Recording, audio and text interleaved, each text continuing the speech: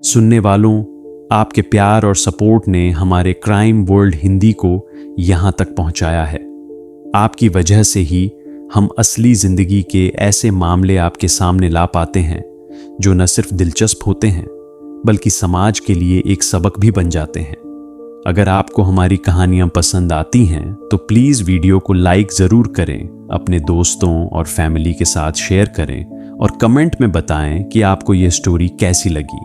आपका एक कमेंट और शेयर हमें और बेहतर कंटेंट लाने के लिए प्रेरित करता है। और आज की कहानी, ये कहानी है एक ऐसे पति की जिसने अपनी पत्नी को दुनिया का हर सुख दिया।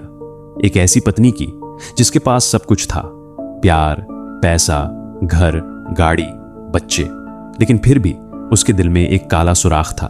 एक ऐसे प्यार की भूख जिसने उसे इतना अंधा बना दिया कि उसने अपने ही पति की हत्या की साजिश रच डाली।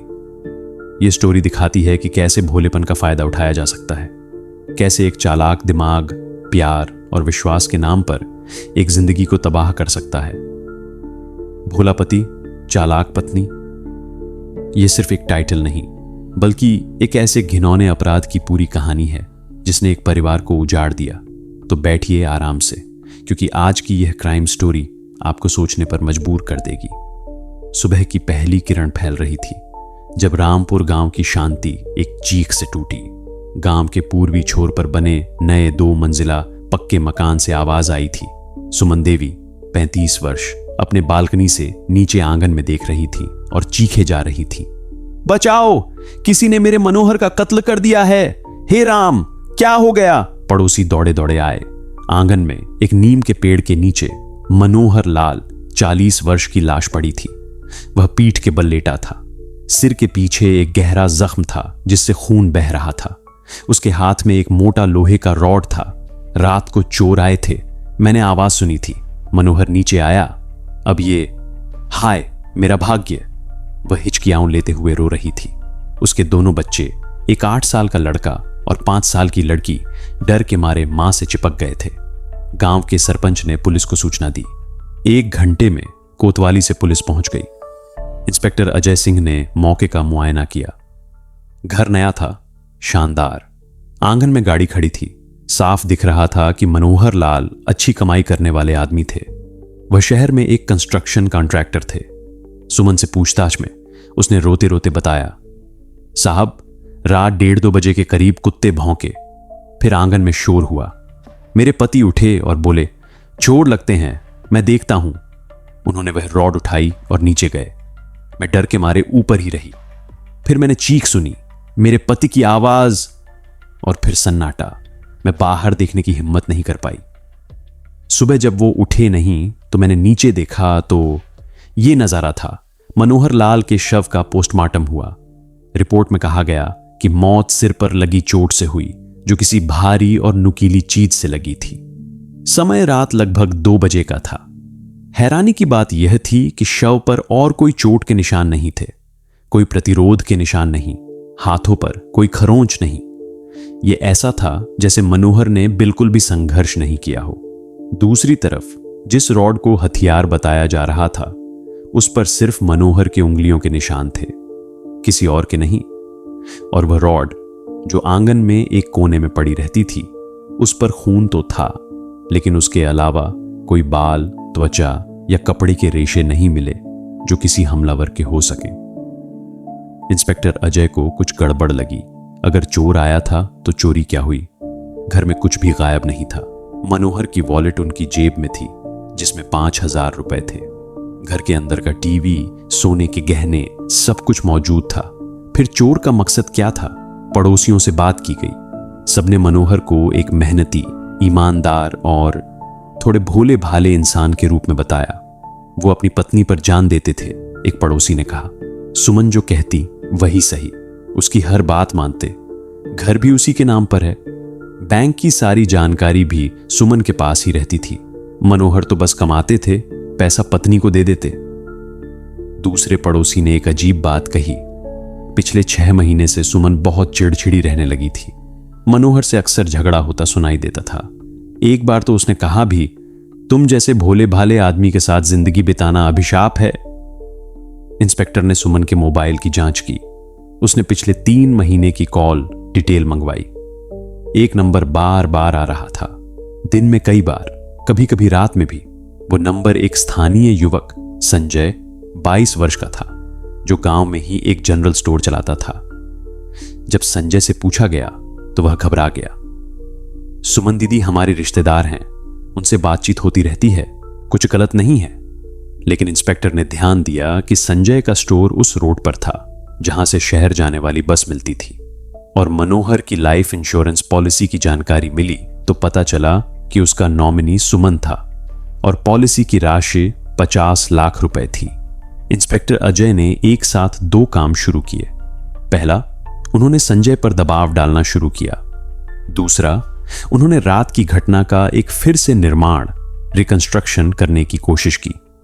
संजय से जब पुलिस ने कहा कि सुमन ने उसे बता दिया है कि मनोहर की हत्या की योजना दोनों ने मिलकर बनाई थी, तो संजय का बचाव टूट गया। उसने रोना शुरू कर दिया। मैंने नहीं मारा साहब, सच कहता हूं, सुमन ने मुझे बेवकूफ बनाया है। उसने बताया कि पिछले 1 साल से वह सुमन के साथ एक रिश्ते में था। सुमन ने उससे कहा था कि मनोहर एक दुर्घटना में मर जाएगा और फिर वह पैसा लेकर संजय के साथ शहर में रहने आ जाएगी। उसने कहा था कि वो सब प्लान कर चुकी है, मुझे कुछ नहीं करना है, बस मौके पर मौजूद रहना है ताकि चोर का सबूत बन सकूं। लेकिन रात को जब मैं घर पहुंचा तो मनोहर पहले से ही मरा पड़ा था। मैंने तो हाथ तक नहीं लगाया, मैं डर गया और भाग आया। दूसरी ओर इंस्पेक्टर ने फॉरेंसिक टीम से फिर से आंगन की जांच करवाई। इस बार उन्होंने नीम के पेड़ के पास जहां शव पड़ा था, जमीन को और गहराई से खोजा। वहां मिट्टी में दबा हुआ एक छोटा सा टुकड़ा मिला, प्लास्टिक का, लाल रंग का। वह किसी चीज का हैंडल था, जैसे हथौड़े या हैमर का। इस खोज के बाद इंस्पेक्टर ने सुमन के घर की फिर से तलाशी ली। कहीं कुछ नहीं मिला। लेकिन जब उन्होंने रसोई की जांच की तो एक बर्तन के ढेर के नीचे एक नया हैमर मिला जिसका हैंडल नीला था। इंस्पेक्टर को शक हुआ। उन्होंने सुमन से पूछा, यह नया हैमर कब लिया? सुमन ने कहा, कल ही लिया था, पुराना टूट गया था। लेकिन इंस्पेक्टर ने गांव के हार्डवेयर स्टोर से पूछताछ की। दुकानदार ने बताया कि सुमन ने हैमर 2 हफ्ते पहले खरीदा था और साथ में एक एक्स्ट्रा लाल हैंडल भी लिया था। उसने कहा था कि पुराने हैमर का हैंडल टूट गया है। अब पहेली सुलझ रही थी। जो लाल प्लास्टिक का टुकड़ा मिला था वह उसी एक्स्ट्रा हैंडल का था। सुमन ने लाल हैंडल वाला हैमर खरीदा था, उससे मनोहर को मारा था, फिर उसका हैंडल तोड़कर फेंक दिया था और नया नीला हैंडल लगा दिया था और रॉड को सीन पर रख दिया था ताकि यह लगे कि चोर ने मारा है। इंस्पेक्टर अजय ने सुमन के सामने सारे सबूत रख दिए। संजय का बयान, हार्डवेयर दुकानदार का बयान, वह लाल प्लास्टिक का टुकड़ा और नया हैमर। सुमन पहले तो झूठ बोलती रही। वह रोई, चिल्लाई, अपनी बेबसी का नाटक किया। लेकिन जब इंस्पेक्टर ने कहा, हमने हैमर पर ब्लड टेस्ट करवाया है, उस पर तुम्हारे पति का खून है और तुम्हारे हाथों पर भी माइक्रोस्कोपिक ब्लड स्पैटर मिले हैं जो तब बनते हैं जब कोई किसी पर जोर से वार करता है, तो सुमन का सारा नाटक खत्म हो गया। वह चुप हो गई। फिर एक ठंडी, बिना किसी भावना की आवाज में बोली, उसने मुझे जीवन भर के लिए जेल में डाल दिया था। उस भोले सीधे सादे आदमी के साथ मैं खूबसूरत थी, पढ़ी लिखी थी। उसने पैसे से मेरे पिता को खरीद लिया और मुझसे शादी कर ली। मैं उसके साथ 15 साल कैद की सजा काट चुकी हूं। संजय मुझे प्यार करता है, वह मुझे जिंदगी दे सकता था। मनोहर सिर्फ पैसे दे सकता था और अब पैसे भी मेरे ही नाम हैं, बस उसे हटाना जरूरी था। सुमन ने कबूल किया कि उस रात उसने मनोहर को नींद की गोलियां दी थीं। जब वह गहरी नींद में सो गया तो उसने उसे कंधे पर लादकर नीचे आंगन में ले आई। वहीं नीम के पेड़ के नीचे उसने नए हैमर से उसके सिर पर वार किया। फिर उसने रॉड उसके हाथ में थमा दी ताकि लगे कि वह चोर से लड़ रहा था। फिर वह ऊपर चली गई और सुबह तक इंतजार किया। संजय को उसने बुलाया था, लेकिन वह घटना के बाद आया था जब सब कुछ हो चुका था। संजय डर गया और भाग गया। सुमन और संजय दोनों को गिरफ्तार कर लिया गया। सुमन पर हत्या और सबूत मिटाने का आरोप लगा। संजय पर साजिश में शामिल होने का आरोप लगा हालांकि वह सीधे हत्या में शामिल नहीं था। कोर्ट में केस चला। सुमन के वकील ने उसे लॉन्ग टर्म इमोशनल अब्यूज और फोर्स्ड मैरिज के आधार पर रिहा कराने की कोशिश की, लेकिन कोर्ट ने इसे खारिज कर दिया। सबूत ठोस थे। योजना बनाने से लेकर खून के सबूत मिटाने तक सब कुछ सुमन ने अकेले किया था। सुमन को उम्र कैद की सजा सुनाई गई। संजय को साजिश में शामिल होने के लिए 7 साल की सजा हुई। मनोहर लाल के बच्चे उनकी बहन के साथ रहने लगे।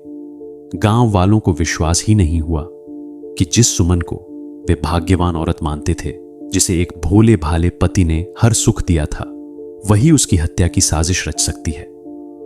यह कहानी एक चेतावनी है। कभी कभी भोलापन विश्वास का पात्र नहीं, बल्कि शोषण का शिकार बन जाता है। और लालच प्यार के भेष में कितना घातक हो सकता है, इसकी यह एक मार्मिक मिसाल है।